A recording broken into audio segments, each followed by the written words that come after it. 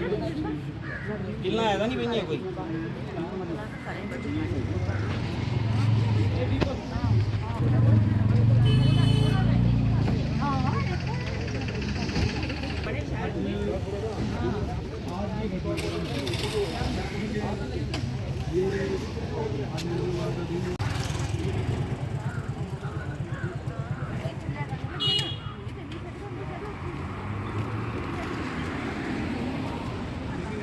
कि ये जो कोई गांव है, यहाँ पर सड़क के किनारे बजरंगबली जी का एक मंदिर जो है,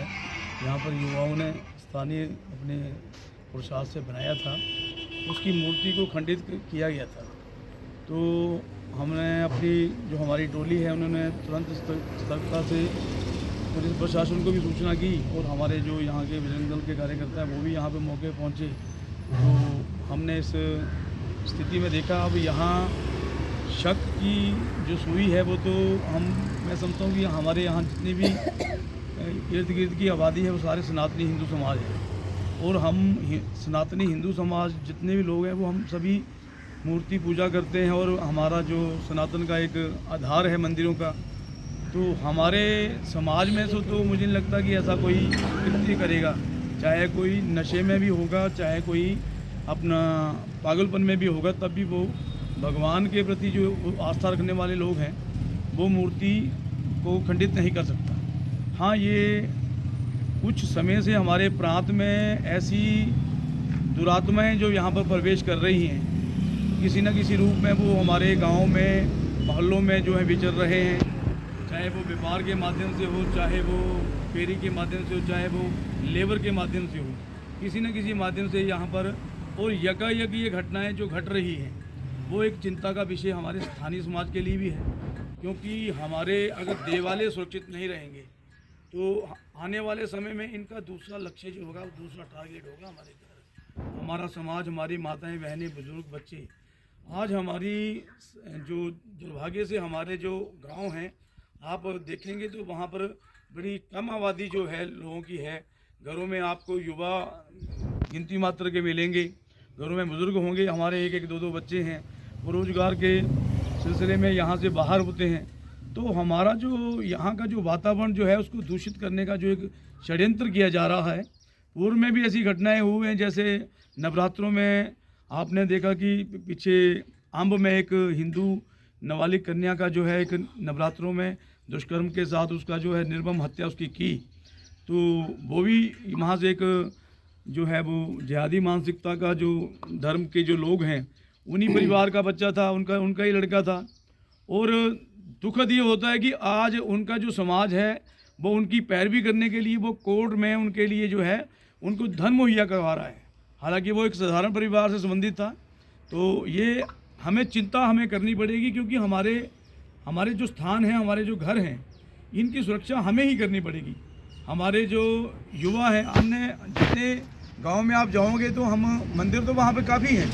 हर जगह पे हमने अपने धार्मिक स्थल बना रखे हैं, अपने अपने मोहल्ले में बना के रखे हैं, लेकिन उनकी सुरक्षा की कोई गारंटी नहीं। जहाँ तक मैं यहाँ पे पहुँचा तो सुनने में आया था कि यहाँ पर कोई J&K का कोई वाहन यहाँ पे खड़ा था, तो यहाँ 2 दिन पहले तो वहाँ पर जो एक महिला ने उनको कहा होगा कि यहाँ पे ट्रैफिक भी जाम होता है और मंदिर के आगे आपने गाड़ी लगाई है तो यहाँ पे हटा लीजिए, यहाँ पे लोगों को दिक्कत होगी। तो उसने वहाँ उनके साथ बहस की और उन्होंने कहा कि ये ज़मीन जितनी आपकी है उतनी हमारी भी है, और उसने और भी अनाप शनाप बातें की हैं। तो हो सकता है कि ऐसे लोग भी हैं जो विधर्मी लोग हैं वो उन्होंने इस कुंठा को निकालने के लिए जो है हमारे जो है इष्ट देव के मंदिर पे ऊपर इन्होंने एक आसान इस पे सॉफ्ट टारगेट देख के कि मंदिर के सड़क के किनारे है, कोई पूछने वाला नहीं है, कोई आबादी नहीं है, इसलिए वहाँ पे इन्होंने प्रहार कर दिया था। तो मैं इनका इस कृत्य की जो है वो कड़े शब्दों में भर्त्सना करता हूँ और प्रशासन से निवेदन करूँगा कि इस रोड से जाने वाले जितने भी मार्ग हैं जहाँ पे जो CCTV कैमरे हैं सबकी स्क्रीनिंग की जाए, 1-2 दिन की जो रैकी की जाए, और सारा जो इसका यहाँ पर इस गांव में प्रवेश को कितने लोग किए हैं उनका भी इसका जो है इनके बाद डाटा होना चाहिए। और ये घटनाएं अगर यहाँ नहीं रुकी तो विश्व हिंदू परिषद जो है वो प्रांत स्तर पर जो है एक अभियान चलाएगा और उसकी जिम्मेवारी जो है वो मौजूदा सरकार की होगी। तो मैं सरकार से भी निवेदन करूंगा कि इन घटनाओं को हल्के में ना लें,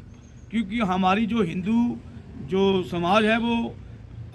सहिष्णुता से जो अगर हम रह रहे हैं तो इसका कोई नाजायज़ फ़ायदा ना उठाए, और हमें अगर उग्र होना पड़ा तो हम फिर सरकार के साथ दो हाथ करने के लिए भी तैयार रहेंगे, क्योंकि हमें अपने धर्म और सनातन संस्कृति के मान सम्मान से ऊपर कोई चीज़ नहीं है। हम अपने आस्था के जो केंद्र हैं, मंदिर हैं, इन पे ऊपर प्रहार नहीं होने देंगे। हमारी संस्कृति के ऊपर अगर किसी ने प्रहार किया तो वो हमारा शत्रु कहलाएगा, हमारा दुश्मन कहलाएगा। और मैं स्थानीय पंचायतों से, आपके प्रतिनिधियों से भी निवेदन करूंगा कि वो आज ये जो घटना हुई है इससे हमें सबक लेना चाहिए, और जितने भी लोग ये जो प्रवासी लोग हैं, दूसरे मजहब के लोग हैं, क्योंकि उनका स्पष्ट मानना है कि वो जो बुत प्रस्ती जो है वो बुत प्रस्ती को पसंद नहीं करते हैं, और बुतों को पूजने वालों को का अगर वो कत्ल भी कर देते हैं तो उनकी कुरान में लिखा है कि अगर उनका कत्ल भी वो कर दें तो उनको जन्नत मिलती है। तो आप ये सोच के चलिए कि आपको कत्ल करने से, अगर आप बुत प्रस्ती करते हैं, आप मूर्ति पूजा करते हैं, तो वो आपका कत्ल करना भी उनके लिए जो है वो जन्नत का रास्ता इख्तियार करता है। तो आप उन लोगों को, ऐसे लोगों को अपने घरों में शरण ना दें, उनको अपनी दुकान, अपना मकान किराए पर ना दें, और ज़्यादा से ज़्यादा तो मैं ये कहूँगा कि अपने गांव में प्रवेश ना करने दें ऐसे लोगों को। हम स्थानीय स्तर पर हमारे छोटे छोटे बाज़ार हैं, बड़े बाज़ार हैं, सबके पास सारी व्यवस्था है, सब चीज़ें मिल जाती हैं, और अगर हम किसी लालच में आकर, प्रलोभन में आकर इन लोगों का पोषण करते हैं तो इनके परिजन हैं जो है वो, आपने देखा कि जो जिस प्रकार से हमारे सेना के ऊपर, हमारी पुलिस के ऊपर पत्थरबाजी कर रहे हैं, तो ये सारा जो कृत्य हुआ है, मैं इसकी कड़े शब्दों से भर्त्सना करता हूं, और आपसे यही अपील करता हूं कि आज हमें जागने का समय है। हमने निवेदन किया था, आप अल्प समय में जो है इतनी संख्या में आए, लेकिन मैं समझता हूं कि ये भी दुख का विषय है कि इतनी बड़ी घटना हुई है, और इस गांव की इतनी बड़ी आबादी है, सराउंडिंग की इतनी बड़ी आबादी है। हालांकि जिला परिषद की जो हमारी सदस्य है, बहन अपना चेयरपर्सन है जो अपने स्नेहलता परमार जी, इन्होंने सोशल मीडिया के माध्यम